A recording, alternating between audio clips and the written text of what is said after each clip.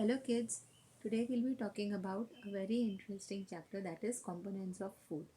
That is chapter number 2 of science.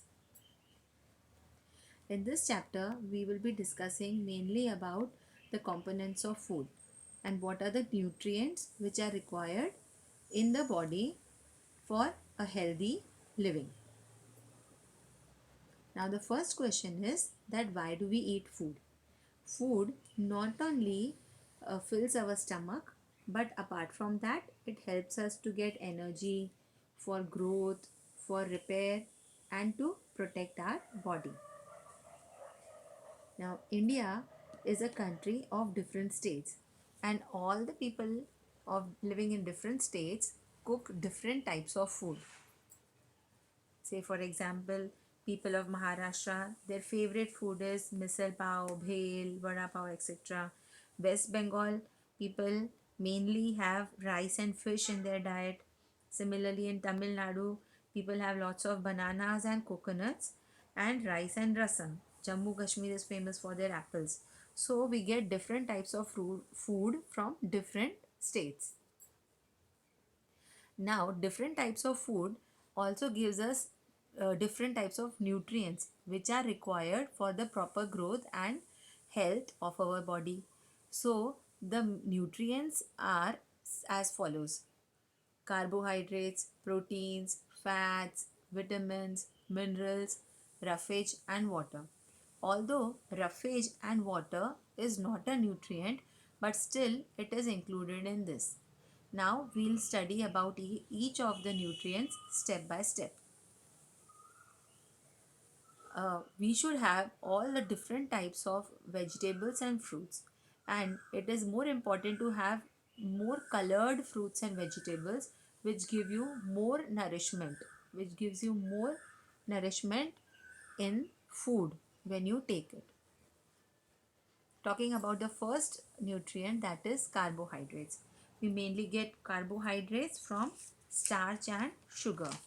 जितने भी starchy foods होते हैं वो हमको कार्बोहाइड्रेट्स प्रोवाइड करते हैं, और ये जो कार्बोहाइड्रेट्स होते हैं वो एनर्जी गिविंग फूड होते हैं. मतलब जब कार्बोहाइड्रेट्स खाएं तो हमको उसमें से काफ़ी एनर्जी मिलती है.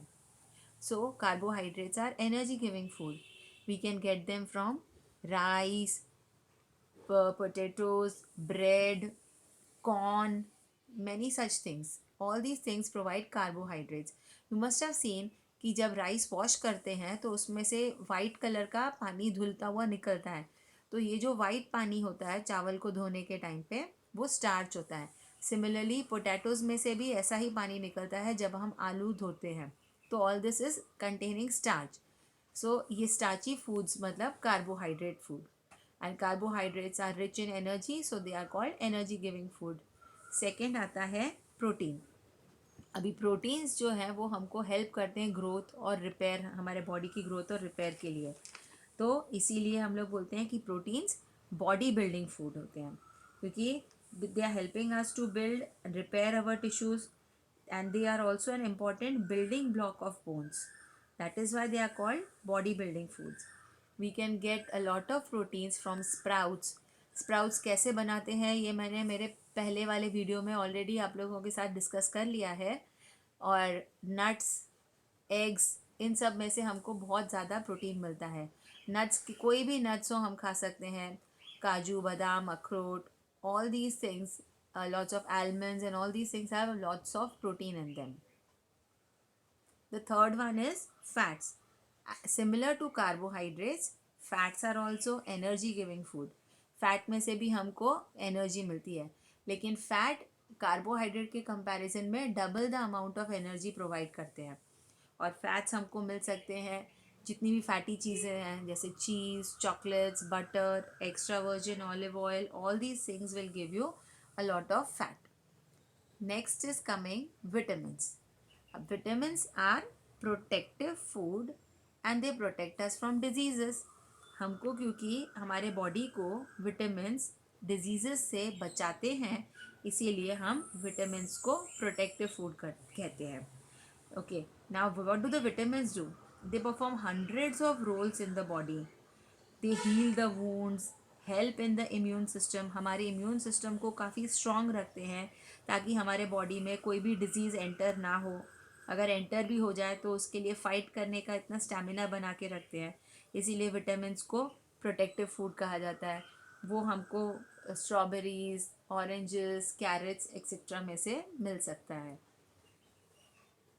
Next is minerals. Now, just like vitamins, minerals are also protective food because they are protecting our body from various types of diseases. Apart from that, they help us to grow, develop and stay healthy. अभी vitamins और minerals दोनों को micro nutrients भी बोला जाता है। Micro मतलब बहुत कम या बहुत छोटा। तो माइक्रो न्यूट्रिएंट्स का मतलब होता है कि वो हमारे बॉडी में बहुत कम क्वांटिटी में उनकी ज़रूरत होती है। So they are called micro nutrients. बहुत ज़्यादा हम लोगों को विटामिन्स और मिनरल्स की ज़रूरत नहीं होती है, बहुत ही कम amount of vitamins and minerals is required, so they are called micro nutrients. And क्योंकि वो हमारे बॉडी को डिजीजेस से प्रोटेक्ट करते हैं, इसीलिए हम उनको प्रोटेक्टिव फूड बोलते हैं। अब ये हमको मिल सकते हैं apples, rock salt, milk. Milk of course is a complete food. मतलब मिल्क अगर जो लोग पीते हैं रोज़, तो मिल्क में ही सारे न्यूट्रिएंट्स ऑलरेडी प्रेजेंट होते ही हैं। तो यू मस्ट हैव सीन कि स्मॉल इन्फेंट्स, छोटे बच्चे, जब तक वो लोग खाना खाना नहीं सीखते हैं, वो लोग दूध पर ही डिपेंड करते हैं, क्योंकि दूध अपने आप में ही एक कंप्लीट फूड होता है। उसके अलावा लीफी वेजिटेबल्स खानी चाहिए, उसमें से भी हमको बहुत अच्छे मिनरल्स मिल जाते हैं। Next comes roughage. अभी मैंने जैसे as I told you all earlier कि roughage is not a nutrient but it is included in this, क्योंकि वो एक डाइटरी फाइबर है। मतलब जितने भी आप फाइबरस फ्रूट्स और फूड या वेजिटेबल्स खाओगे, उसमें से हमको रफेज मिलता है। रफेज हमारे बॉडी में एक क्लेंजिंग एजेंट का काम करता है।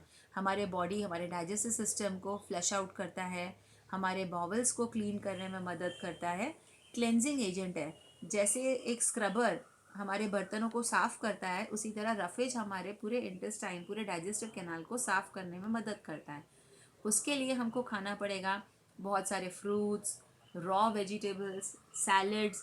ये सब चीज़ें हमारे बॉडी में रफेज का काम करती हैं, जिससे हमारी बॉडी अच्छे से फ्लश हो जाती है। And the last one is water. Water acts as a cleansing agent and hydrates the body. पानी तो हम रोज़ बहुत सारा पीते ही हैं, बट उसके अलावा जब हम फूड कुक करते हैं तो उसमें भी काफ़ी पानी यूज़ होता है, तो पानी उसके थ्रू भी हमारे बॉडी में जाता है। उसके अलावा वाटरमेलन्स एंड ऑरेंजेस और ऐसे सारे फ्रूट्स में से भी हमको काफ़ी पानी मिल जाता है। So it is always advisable to have lots of fruits in your diet.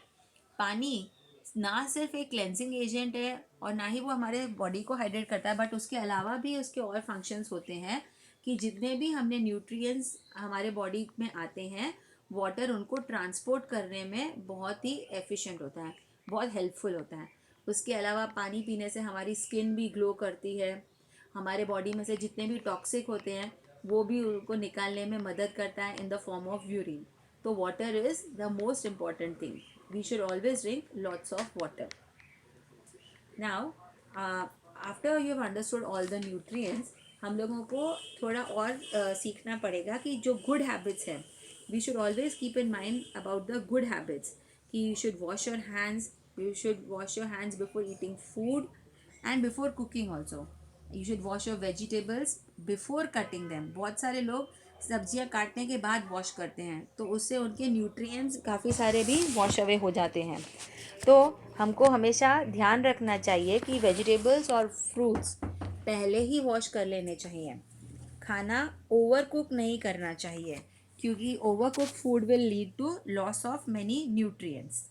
And जो विटामिन सी होता है, वो भी अगर उसको हीट मिलेगी, अगर ज़्यादा गर्म खाने में हमने विटामिन सी, सपोज नींबू डाला, तो वो भी उसका विटामिन सी डिस्ट्रॉय हो जाता है because of heat during cooking.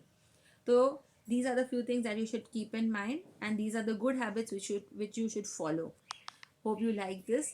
Thank you.